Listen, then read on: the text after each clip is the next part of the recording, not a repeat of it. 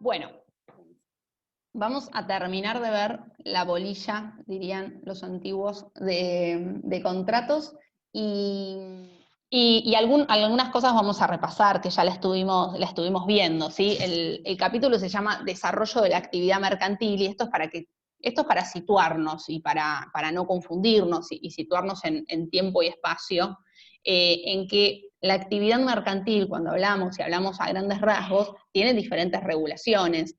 Y vamos a ver regulaciones específicas y regulaciones en general. Lo que estuvimos viendo con este último capítulo son las regulaciones en general, que se llaman contratos. Contratos lo podemos llamar así, contratos, o le podemos decir negocios, transacciones, operaciones, operatorias, ¿sí? Negociaciones, todo eso estamos hablando, cuando estamos hablando de esos términos, estamos hablando de contratos, que es la parte general, para decirlo de alguna manera, del desarrollo de la actividad mercantil.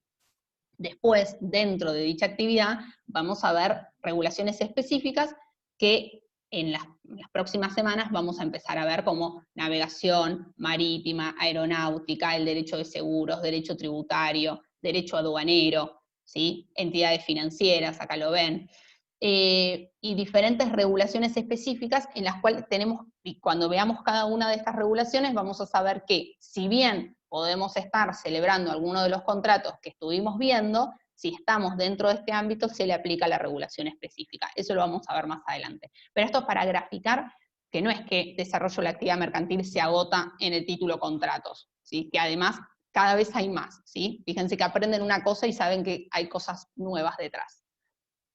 Esto para graficar cómo es el desarrollo. Acá se les grafica, y creo que los ayuda para conceptualizar y ordenarse, cómo que estos temas los fuimos viendo, no en este orden, pero para que acá los tengan ordenados, ¿sí?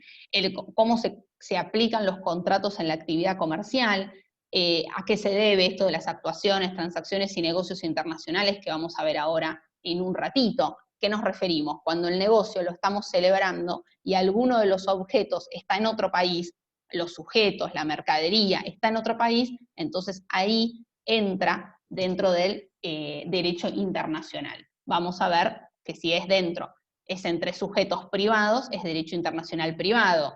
Si es los que están celebrando algún tipo de transacción son dos estados, ¿sí? Entonces es derecho internacional público. Y estas operaciones, tanto las internas, es decir, estamos todos en la República Argentina contratando, y las mercaderías están en la República Argentina, o así, si estamos realizando operaciones internacionales, vamos a tener métodos para asegurar estas operaciones comerciales, que ahora también los vamos a ir viendo. Vamos a ver que hay métodos para que hay acciones a realizar antes de celebrar el contrato, hay cuestiones que podemos tener en cuenta cuando tenemos que instrumentar la operatoria, y hay cuestiones que vamos a tener en cuenta para garantizar el cumplimiento de esas operaciones, es decir, los 3 estadios. Previo a celebrar el contrato, cuando estamos celebrando el contrato, cómo instrumentarlo, y luego de celebrado el contrato, cómo vamos a hacer para garantizar que se cumpla ese contrato. Para estos métodos es bueno tener el abanico, si nosotros, este ejemplo siempre lo da el doc y me parece súper gráfico, si solo sabemos usar un martillo, o solo conocemos la existencia, mejor dicho, si solo conocemos la existencia de un martillo, vamos a usar el martillo para todo.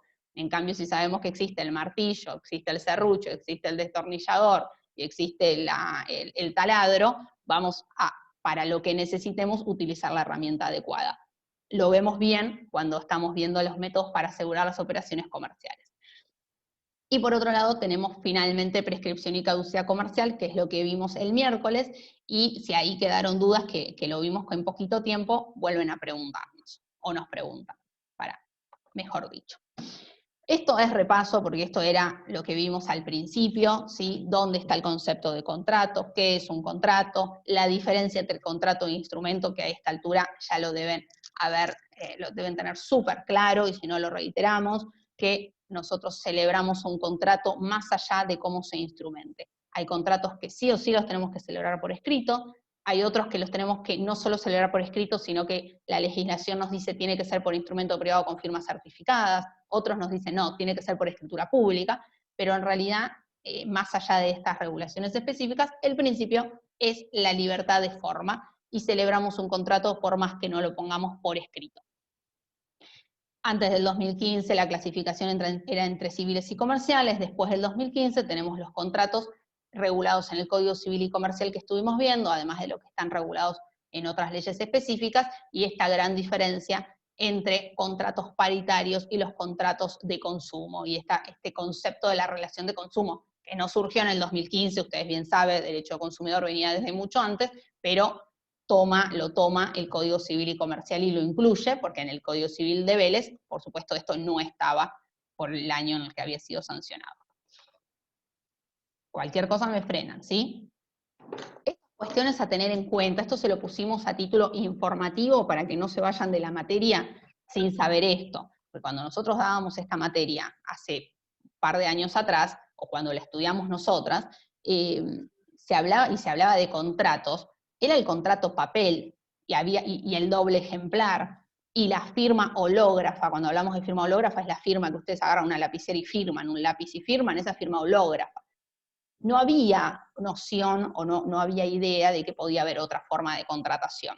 Si bien en el Código de Vélez estaba regulado los contratos a distancia, pero esos que venían por correspondencia, no se habían imaginado en ese momento que podíamos estar celebrando contratos como los estamos celebrando hoy en día.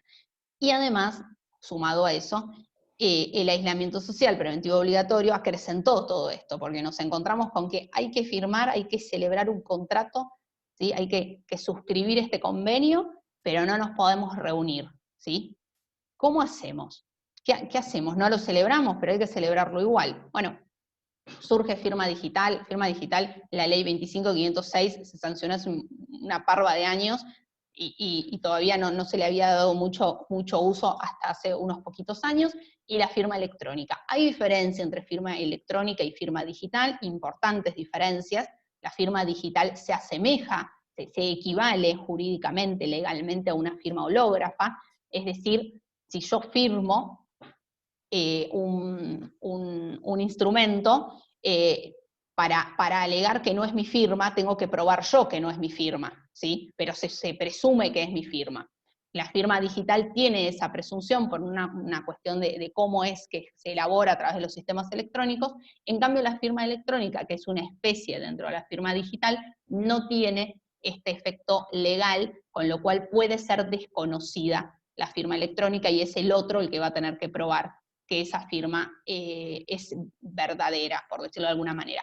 No vamos a, esto es para hablar horas y horas entre firma digital y firma electrónica, pero esto es para que sepan que existen, que seguramente ustedes, en especial los más chicos, están más acostumbrados a todo lo electrónico y lo digital. Nosotros nos fuimos acostumbrando a lo largo de que fueron transcurriendo las cosas, porque fuimos testigos de todo el surgimiento de lo electrónico. El que nació ya y era todo electrónico es más fácil graficarlo, ¿sí? Pero es para que sepan que existe. Sigo hablando y hablando. Victoria, cualquier cosa, me interveniste, obvio. Y estos también son conceptos nada más para mencionarlos y que sepamos que existen, ¿sí? Desde ya no estoy capacitada electrónicamente en lo digital para poder explicar esto, porque me lo explican a mí los técnicos y sigo todavía sin entender qué es este mundo, pero sepamos que ya lo saben ustedes, desde ya agarran el celular y compran un lavarropas a través del celu, ¿sí? Contratos celebrados por medios electrónicos, no hace falta que lo expliquemos. Blockchain, esta cadena de bloques que permiten que todas estas plataformas funcionen, en donde no voy a entrar porque todavía es que desde lo legal no hay regulación, pero desde lo tecnológico ahí me excede. Las criptomonedas, esto de que siempre hablábamos del billete y el billete en formato papel, y eso era moneda, y ahora tenemos las criptomonedas ahí dando vueltas desde hace muchísimos años. Y los smart contracts, estos contratos inteligentes que permiten que se celebre el contrato y se empiece a ejecutar el contrato, y que si hay algún incumplimiento se autogestiona el universo de este contrato solito, con lo cual ahí ya los abogados empezamos a tener que empezar a cumplir otro rol necesariamente, y esto está bueno que lo planteemos ahora y ustedes se lo planteen en este estadio de la carrera, para no prepararse únicamente para salir de la facultad e ir a litigar, e ir a tribunales, porque es algo que, primero, ya no vamos a tribunales, porque ya es casi todo electrónico, con lo cual yo hace más o menos 6 meses que a tribunales de Ciudad Autónoma, bueno, más o menos no, 6 meses que a tribunales de Ciudad Autónoma de Buenos Aires no voy, sigo trabajando con los expedientes, pero no voy físicamente, y en provincia voy una vez cada un mes con un turno específico a buscar algo, pero después el resto se hace todo electrónico. Entonces esto ya de ir a tribunales ya está como cayendo medio obsoleto, y drástica la palabra obsoleto, pero para graficarlo. Y esto de litigar llega un momento que depende en qué ambiente nos estemos moviendo, si es en lo civil o si es en lo comercial, en lo empresarial, empieza a caer, y les digo por suerte, digamos, que las cosas se empiezan a resolver de otra forma previo a llegar al juicio. Con lo cual, no nos preparemos solo para litigar, preparémonos también para negociar y para asesorar en la celebración de estos contratos. Si un contrato está bien instrumentado, si el contrato está bien instrumentado, en la instrumentación está bien redactada, y tomamos todos los recaudos para garantizar el cumplimiento, posiblemente no tengamos que ir a tribunales. Con lo cual, ¿dónde está el rol del abogado? Si solo nos preparamos para ir a tribunales, ahí nos quedamos sin trabajo. Pero si nos preparamos para asesorar en la celebración del contrato, en su instrumentación y en su garantía de cumplimiento, ahí tenemos trabajo. ¿Se entienden las diferencias? Y esto es opinión personal, es mucho más divertida esa parte que ir a tribunales. No sé, Victoria, si compartís, pero realmente Coincido. mucho más divertido. Acá están poniendo, estos Sí. contratos no están regulados, ¿no? Estos contratos que hablaron recién, no, la Es ley, la firma electrónica digital, hay una ley de firma electrónica Exacto, digital. que ahí la tienen, la 25506, esto está regulado, y esto no es que son formas de contratar, ¿sí? No son tipos de contratos, sino son formas de contratación que no tenemos regulación. Hay muchos abogados, los escuchamos en los congresos, pidiendo una regulación. Nosotros se lo explicamos acá muchas veces, el comercio avanza, la actividad avanza, el derecho siempre viene atrás, y a veces la regulación no es siempre positiva frente a la actividad, porque como esto lo generaron gente que sabe, fíjense, yo soy profesora, ustedes, y no puedo explicar tecnológicamente, desde lo tecnológico, cómo funciona, me lo tiene que explicar un técnico. Y si lo vamos a regular, ¿quiénes lo van a regular? Van a regular, son casi todos abogados los que están regulando, los que están dictando leyes en este momento, ¿sí? Casi todos son abogados. Con lo cual, cuando los abogados queremos ponernos a regular esto, hay que llamar a los que saben, ¿sí? ¿Para qué? Para no frenar el avance y no coartar libertades. Bien, bueno, seguimos. Esto ya lo saben, hay contratos que están regulados en el código, otros en leyes especiales, y otros que no están regulados, estos ya los vimos todos, ¿sí? Era el power de presentación.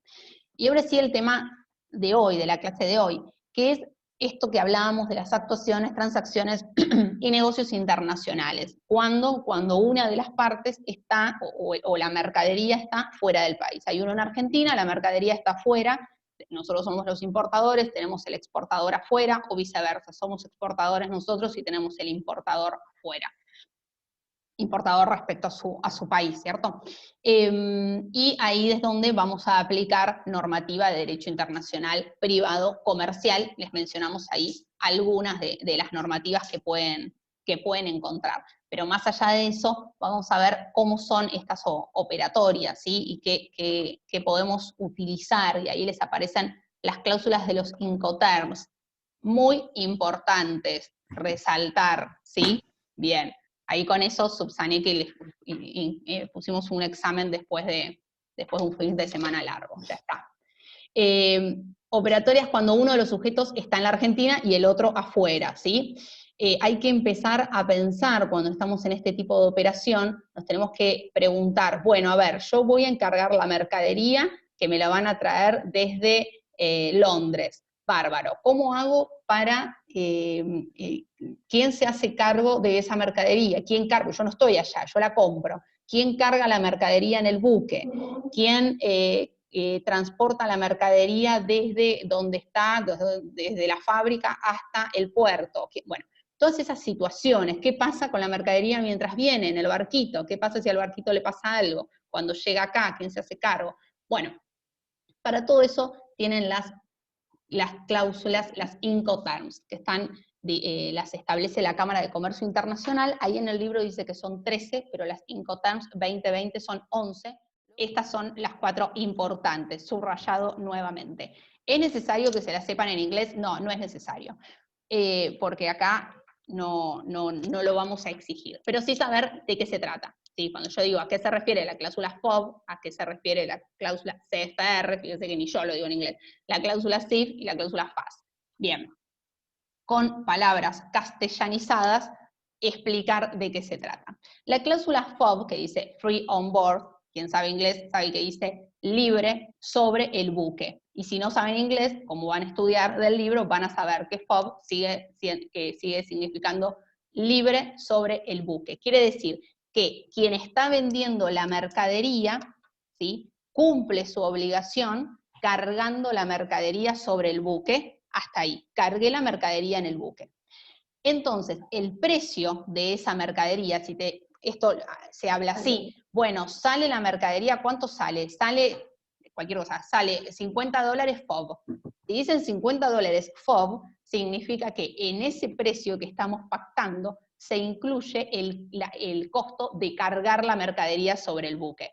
Entonces no hace falta que yo le pregunte a Victoria, que me está vendiendo desde otro país, ¿y quién carga la mercadería? ¿Quién se hace cargo del cargo de la mercadería? Estoy diciendo FOB, es libre sobre el buque. Es decir, que el precio de la mercadería incluye el costo de cargar la mercadería sobre el buque. Esa es la primera, la FOB. La otra, Cost and Freight, ahí ya la pronunciación se las empiezo a ver.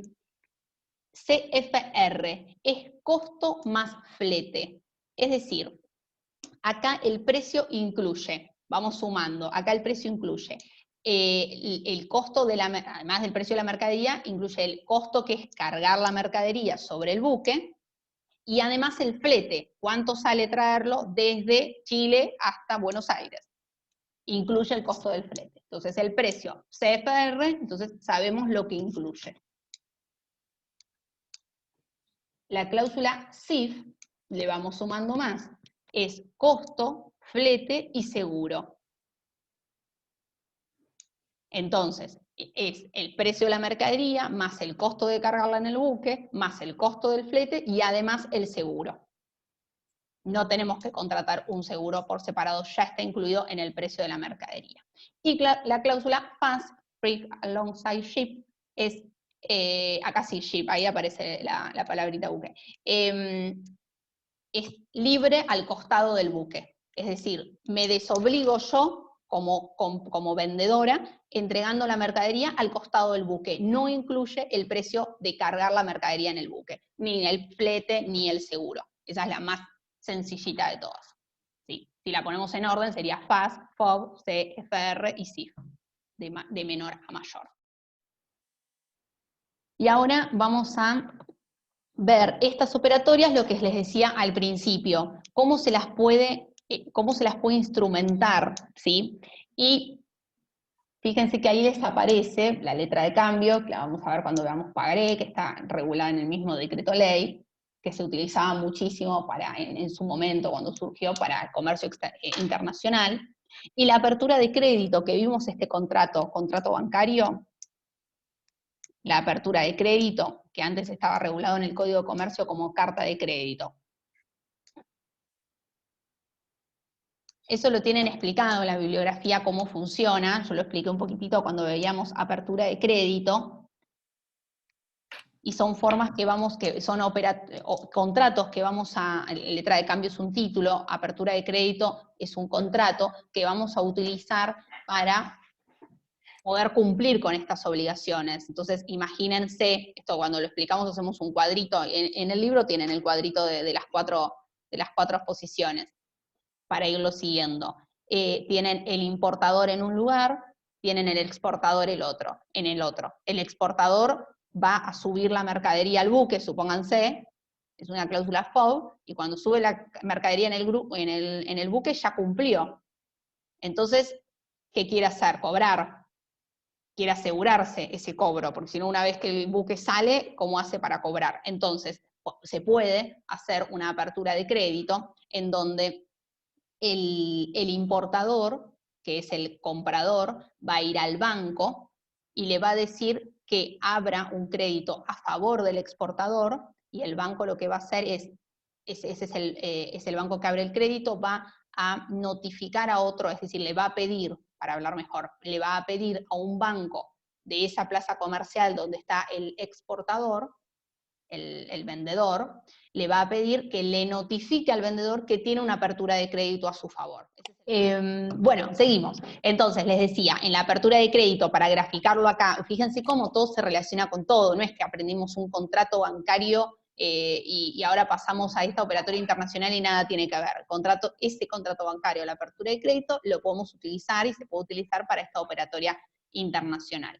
Entonces, como les decía y recapitulo, el comprador, que es el importador, el que está acá en Argentina, entonces va al banco, le pide una apertura de crédito a favor del vendedor, y el banco se comunica con una filial, fíjese ahí el concepto de filial, una filial de ese banco en el otro país, y si no tiene filiales, con un banco, un corresponsal, ¿sí? Y celebra, y con el corresponsal le dice, notifícale al vendedor que tiene una apertura de crédito a su favor.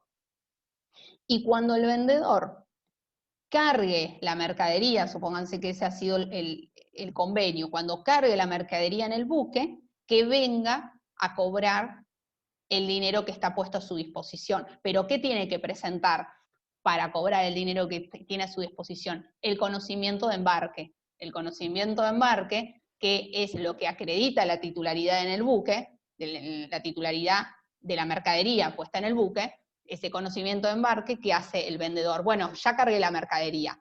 Entonces al banco, esta filial o este corresponsal, le libera el dinero cuando le entregan el conocimiento de embarque. Y ese conocimiento de embarque, el banco filial o el corresponsal se lo envía al banco de acá de Argentina, y el de Argentina se lo entrega al comprador, y el comprador con ese conocimiento de embarque va al puerto de Buenos Aires, si es que ahí llega la mercadería, y cuando llega la mercadería presenta el conocimiento de embarque que acredita la titularidad de la misma. Entonces así la puede retirar y ya está paga.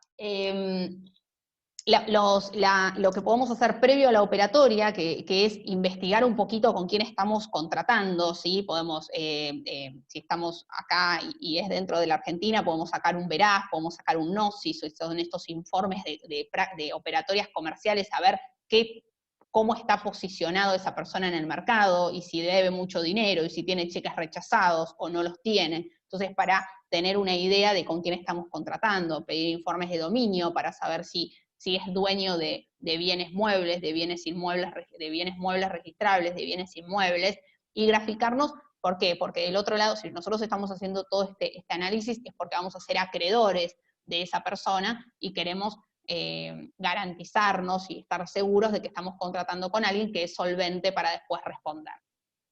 En cuanto a esto muy rápidamente, en cuanto a los métodos instrumentales, cuando aprendamos semana que viene títulos valores y aprendamos los títulos cambiarios y el pagaré y el cheque de pago diferido, vamos a ver que podemos utilizar estos métodos, estos instrumentos para